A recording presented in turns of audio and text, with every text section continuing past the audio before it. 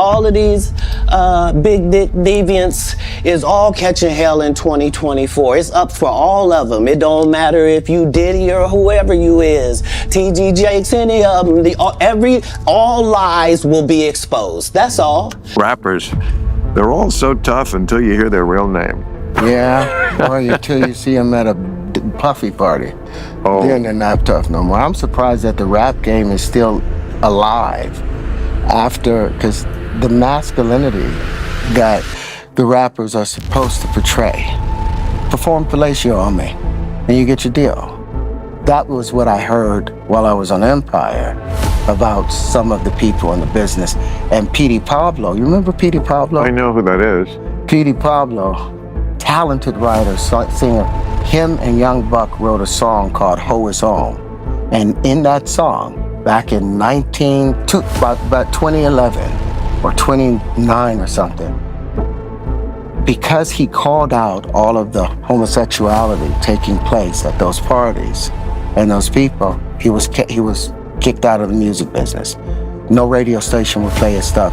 So you look for Petey Pablo, he's not around anymore. But that song, Ho It's On, that nigga went into the booth and closed the curtain. Right? We're like, what the fuck going on? About 3 minutes later, the curtain over. Session over. Man, what the fuck you mean, session over? We just got here. Session was over.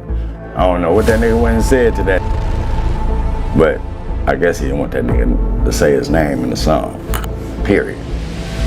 The world of hip-hop promises glory. It sells dreams of fame, money, and respect to anyone who can rise above the noise. But what happens when those dreams are controlled by a hidden system? What happens when the same industry that builds stars also decides which ones to destroy? Katt Williams has been raising alarms for years, calling out the darkness behind the glamour. He claims that young rappers, from DaBaby to Petey Pablo and countless others, are not just facing competition. They are facing a system built to test them, break them, and eventually control them. This is not just about music. This is about power. And if you listen closely to the stories of those who vanish from the spotlight, you start to notice signs of a pattern. These disappearances are rarely random.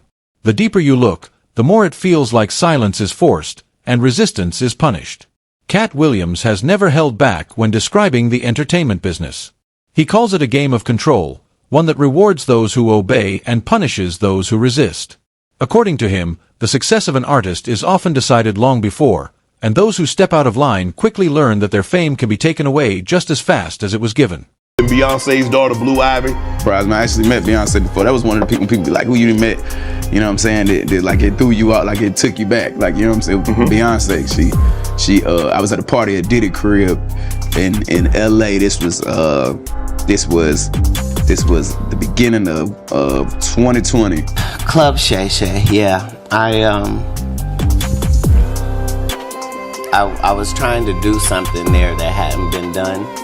I thought that I had figured out the algorithm mathematically, and I thought that I could show that.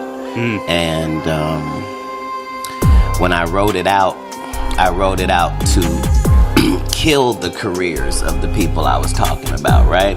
But it was so vicious that I erased all of the knockout blows and just left the jabs, so that the comic I'm talking about knows that I know your real story, motherfucker. I'm gonna tell this, but you know what else I know. So, yeah, I was... Do you want to tell any of those stories now? Behind the curtain of awards, sold-out tours, and million-dollar endorsements, there exists a world where influence is maintained through leverage. One of the main ways this leverage is said to be created is through private gatherings hosted by powerful figures. These events, which many insiders have spoken about, are believed to involve situations that can later be used to force silence. Katt has hinted that what happens in those rooms is never meant to reach the public. For young artists, the moment they step into those spaces, they are marked. If they refuse, they risk losing everything. If they comply, they may keep their careers but lose their freedom. It is a trap designed to make sure the industry always wins. Petey Pablo. Petey Pablo was about to sign with Death Row. You feel me? And that nigga was in the booth and he said something. He said put Suge's name in it. And Suge just walked through the door. It's like 30 niggas, Bloods and Crips. You could tell he was hating. And the tension was in that. I ain't with none of that Blood Crip, but I say Blood and Cuz in the same sentence. Nigga, I'm a real nigga. I'm an East Oakland nigga, so I can do that. The other can't. So the whole point is, you know, I ain't gonna disrespect you. If you're a Crip, I ain't gonna keep blooding you. If you're a Blood, I ain't gonna cuz you. That just ain't how I get down. You know, I'm gonna do the respect, right? But all the niggas, my real though, you feel me? Most of them, that was real hitters. You feel me? At the same time, that nigga Petey put the nigga name, Suge's name in the song. That nigga said, hey, cut the music. That nigga went into the booth and closed the curtain. Right? We're like, what the fuck going on? About 3 minutes later, the curtain over. Session over. Man, what the fuck you mean, session over? We just got here. Session was over. I don't know what that nigga went and said to that. But I guess he didn't want that nigga to say his name in the song. Period.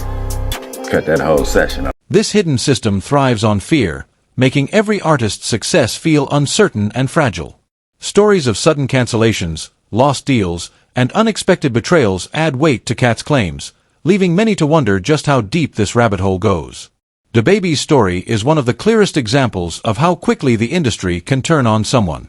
Just a few years ago, he was everywhere. His music ruled the charts, his videos went viral, and his live shows were electric. He had a brand that connected deeply with fans and a momentum that seemed built for long-term success. Then, almost overnight, the tide shifted. Controversies erupted, festivals canceled him, sponsors cut ties, and radio airplay dropped. Publicly, the story was that he ruined himself with offensive remarks. But behind the scenes, some argue there was more to it.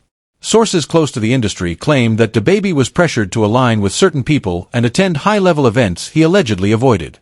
When he refused, the backlash was swift and unforgiving.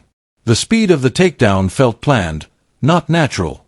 Katt Williams often points to this as proof that in entertainment, downfall can be manufactured, not always deserved. Millions of views, and his latest project, Baby on Baby, debuted at number 25 on the Billboard 200 chart. I go where I want, good.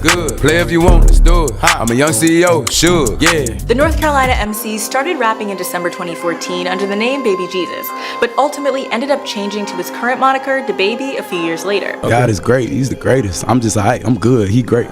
So did your aunt or your mama or your grandma? Oh, you know they wasn't going fast. Yeah. They like, hold on, wait a minute. Bitch, I think I'm baby Jesus, baby Jesus. Yeah. But you can call me what you call me, what they call me. And while he'd been rapping for a couple years before this, the NC native really started getting attention with his 2016 single Light Show off of his mixtape God's Work Resurrected. Only young nigga in Charlotte is rocking a whole lot of diamonds. You make it somebody too if your Cuban link costs 20,000. Coming off the buzz from God's Work, he released $1 Billion Baby and Back on My Baby Jesus Shit in 2017, which brought online hits like pull-up music. You nigga jogging my stilo. Bitch, it's a brick, it's a kilo. I beat it up like Debo. This bitch got at me on the D-Lo. Keeping the releases coming, 2017 also brought the beginning of DaBaby's popular mixtape series, Baby Talk, which had its most recent installment in May 2018 with Baby Talk 5. Every, probably like 2-3 months, boy, I take like 5 or 6 of the hottest songs out, you know what I mean? And I embarrass your favorite rapper. That's what I do. Question me, acting like the law, but you won't punish me.